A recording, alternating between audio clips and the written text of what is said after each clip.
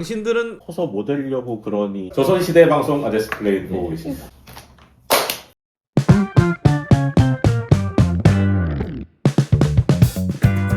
세상의 모든 잡지식 아제스 플레인. 아까 뭐 비정규직의 정규직화, 네, 능력주의. 네, 요거에 대해서 이제 말씀하셨는데, 네. 뭐 생각을 해보니까 뭐 우리 때도 그런 게 있었던 것 같아요. 대학 같은 경우는 이제 캠퍼스 졸업한 사람은 맞아요. 졸업장을 이제 구분을 굳이 한다던가. 네. 최근에는 이번 입시에 이제 자유전공이 예. 도입이 됐잖아요. 네. 그 자유전공으로 들어간 애들이 이제 각 과로 흩어지는데, 그 자유전공이라는 거를 졸업장에 넣느냐 안 넣느냐 가지고 벌써부터 싸우고 있더라. 네, 그 자유전공이면 그냥 극과로 들어가서 극과 졸업생이 맞잖아요. 그 앞에 자유전공 무슨 과 이걸 넣느냐 안 넣느냐 가지고 싸워요. 치졸하다 그러니까 라고 뭐, 생각하실 수도 있는데 여러분은 아직 조선에 살고 계신 겁니다. 네, 그게 우리나라는 맞네. 맞는 것 같습니다. 요새는 뭐 이제 대기업 같은데, 대기업도 이제 뭐 핀셋 채용이라 그래서 딱 그 일에 필요한 사람 한두 명씩만 이제 뽑는 경향이 높은데, 예전에는 이제 공채제도 때문에 공채냐 아니냐를 가지고 이제 순혈을 맞아, 나눴었죠. 진급에도 상당히 영향을 많이 미쳤었고. 이게 굉장히 좀 웃긴 게 뭐냐면 조선시대 같은 경우에 이제 그러면은 사대부 중에서도 이제 큰 권력자의 자식들인데 공부머리가 안 되는 애는 이제 벼슬을 못 하는가? 할 수 있어요. 할 수 있는데 뭘로 할 수 있는? 그게 음서제도라고 이제 할 수는 있는데 다 과거를 쳐요. 왜 치느냐? 일단 첫째 개무시 당한다. 둘째 음서로는 올라갈 수 있는 데가 조선에서는 명확히 한계가 있다. 지금으로 치면 5급, 6급, 6급, 5급 정도 거기까지 올라가면 음서제도로는 더 못 올라가게 막아둔 거예요. 육사 출신은 중령까지 기본으로 가는데, 네. 다른 출신은 소령에서 거기서 힘들다. 그런 거죠. 유대전장. 그러니까 만약에 올라가도 다 무시하는 게 뭐냐면 넌 능력을 증명 못했잖아. 과거 그것도 아닌 게, 그러니까 뭐 심지어는 뭐 그런 케이스도 있었죠. 지금 뭐 말은 좀 이래저래 많지만 어쨌든 그 당대표하고 있는 조국 같은 경우가, 조국이 뭐 그 서울대 법대 교수를 했음에도 불구하고 사법고시를 안 봤다고 아니네라고 하는 사람들이, 그러니까요. 예, 그 사람이 말하는 법률적 지식에 대해서 의구심을 품는 사람들이 있죠. 네, 그건 거죠. 네. 그러면 조선시대 때는 만약에 공부 머리가 없어서 음서로 갔어요. 네. 근데 능력치는 엄청 좋아. 네. 공부 머리만 없을 뿐이야. 네. 그래도 못 가나요? 딱 하나 있었죠. 한 명에. 한 명에는 그거는 이제 권모와 술수로. 네, 그게 문제구나. 오히려 굉장히 예외적인 경우였던 거죠. 그러니까 조선 대부분에는 그런 케이스가 굉장히 극단적으로 적어요. 극단적으로 적어요. 뭐 그 케이스가 아닌데 되는 거, 그거를 보통 우리는 공신이라고 하죠. 예, 공신은 예외를 둘 수 있는 게, 그래서 전쟁이 나거나 쿠데타를 일으키거나 뭐 한 경우에만 제외하고, 특별한 경우를 제외하고는. 네. 네. 지금도 개국 공신들이 많이 인정을 받는 그렇죠. 정권들이 있었죠. 예. 네. 그렇죠. 그렇죠.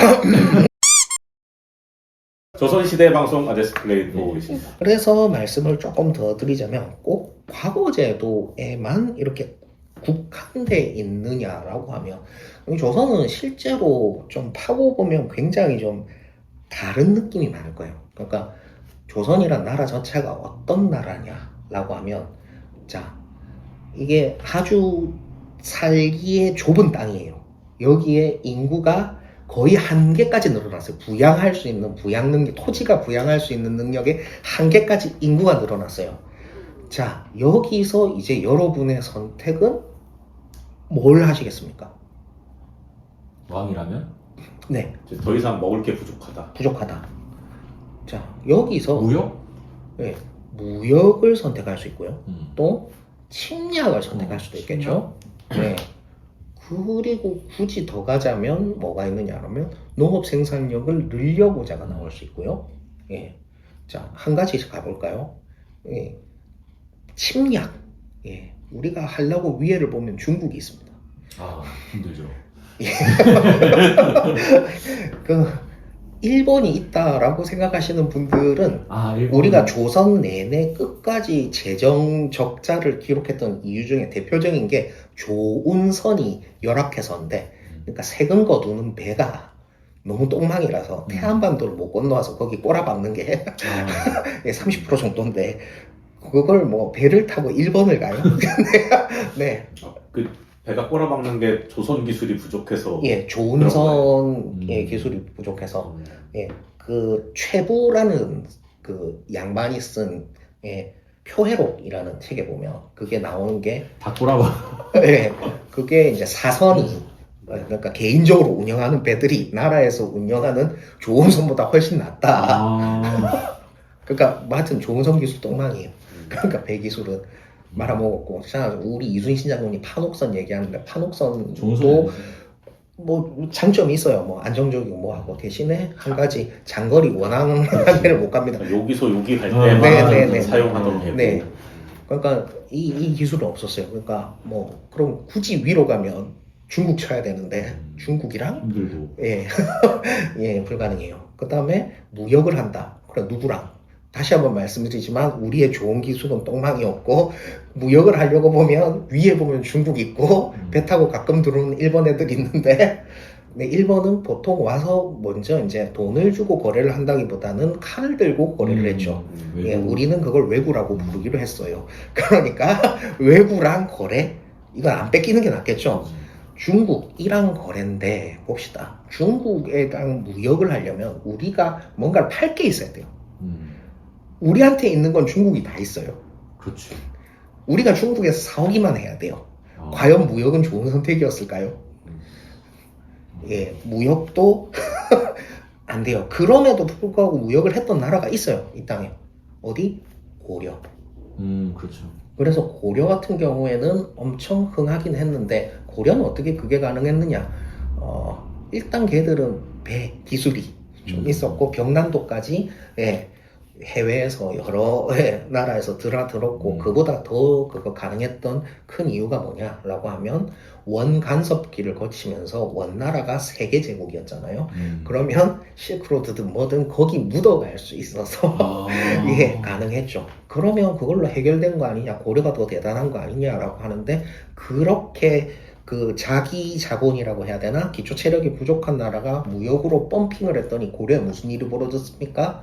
극단적인 양극화. 빈부격차가 엄청 커지는. 예, 너무 커져가지고 나중에는 그 양인들은 뭐 바늘 하나 꽂을 땅도 없다. 이게 뭐의 명분이 됐습니까?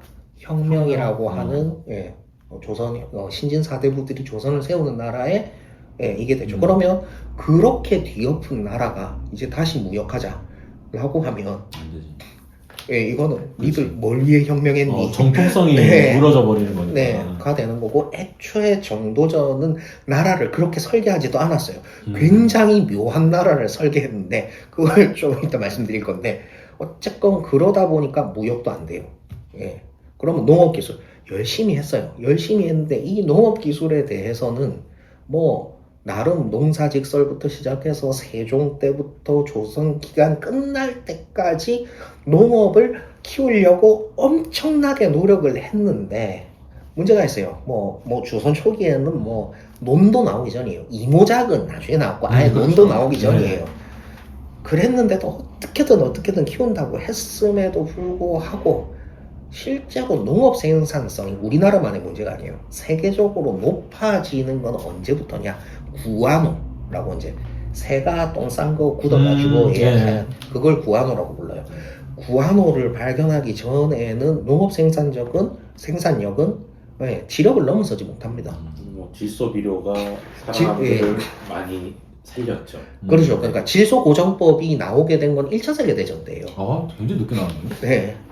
그러니까 그전에는 구안호로 제국주의 하고, 그게 질소고정법은 1차 세계대전 시작 전인데 막 고맘때 나와요. 그것도 저 군사적인 목적으로. 그러니까 개발된 결국 건가요? 질소보정법 만들어낸 양반이 돈가스 만들어냈고 음. 그 같은 기술로 어쨌거나 그러면서 화학비료가 나오고 이걸 하지 않는 이상은 예, 굉장히 폭발적으로 무언가 이제 인구 부양 능력이 토지의 인구 부양 능력이 늘어나질 수가 없어요. 그 질소비료 때문에 그 곡물 생산이 많아지고 많아져. 탄수화물을 많이 먹어서 인슐린 저항성이 그렇죠. 생기고 그렇게 되는 거죠. 아, 성인병의 원인은 질소비료가 되네요. 질소비료. 그러니까 뭐든 이렇게 과하면 이렇게 넘어가지는데 어쨌건 먹을 게 없었던 때니까 그러니까 그 모든 방법이 불가능할 때 조선은 뭘 선택한 나라냐 그러면 우리가 빈부격차를 없애버리고 다 같이 검소하면 되지 않을까?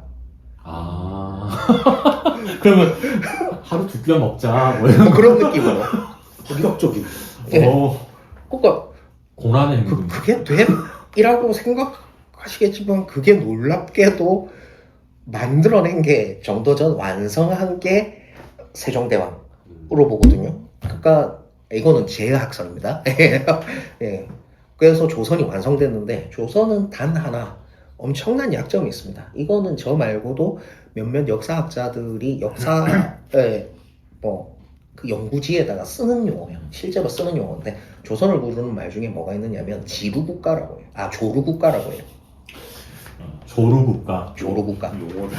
그러니까 실제로 역사 빨리 끝났다는 얘기? 그 역사 연구지에 쓰는 용어라고요. 조루국가라는. 빨리 끝났다고? 네. 뭐가 나이가? 그러니까 조선이 그 발전할 수 있었던 걸 언제까지로 보느냐면 그 세종 아들내미까지. 문종까지? 음. 아니, 세종까지? 문종까지로 문종까지. 보고 그 뒤에는 늙어가기 시작. 형 고려 시대 때 그 축적했던 부가 조선 초기까지 그냥 이어지고. 그러니까 이게 뭐냐면 이제 버전을 음. 말하자면 진짜 신버전으로 음. 그때 당시로는 최강의 버전을 만들어냈어요. 중세 버전으로는 가장 뛰어난 혹은 근세 버전으로도 굉장히 잠깐만 이 생산성을 안 높이고도 국가 존속이 가능하단 말이야? 라는 굉장한 버전을 만들어내고 돌리고까지 됐는데 문제는 이 버전은 약점이 하나 있어요. 뭐냐? 버전업을 계속 해줘야 돼요. 버전도 할 게 없잖아요. 침략도 안 해. 네. 무역도 안 해. 네. 뭐, 나갈 게 농업 없는데? 생산성을 키워야 되는데 농업 생산성은 안 늘어. 어. 네. 그러니까 이제 생각을 한 거예요. 대충 이대로 살까? 라고 하면서 자체적으로 줄이자. 네. 그러면서 이제 이거를 아예 버전 유지 쪽으로 가닥을 잡은 왕이 누구냐 하면 성종인 거죠. 아, 이주면 하면 됐다. 네. 그래서 실제로 성종 때 뭐 조선이 완성되었다라고 부르는데 마찬가지로 언제부터 조선의 모순이 뿜어져 나오느냐 하면 성종 때부터 뿜어져 나와요. 인구는 계속 안 늘었겠네요. 조선. 늘었어요. 놀랍게도 늘었어요. 인구가 늘고. 희한하네. 그래서 앞으로 이런 종류의 여러분 속에 살아 숨쉬고 있는 조선. 예. 그래서 오늘날의 모습이 왜 조선하고 이렇게 겹치는지. 예. 그런 부분들과 함께 조선이란 어떤 나라였다에 대해서 조금 말씀을 드려볼 게 있을 것 같아서 첫 번째 시간은 프리뷰 조선 역사 한 잔 시간에 첫 번째 시간은 조선 프리뷰로 네. 해봤습니다. 네, 기장의 아제스 플레인 역사 한 잔. 정도전 떡밥은 회수하지 못한 채 끝났습니다. 네. 다음 시간에는 정도전이 세운 조선의 모습은 무엇이었을까? 늘 알려주시는 하게 거예요. 될까요? 네. 앞뒤 없고 연속성 없는 방송 아제스 플레인 보고 계십니다.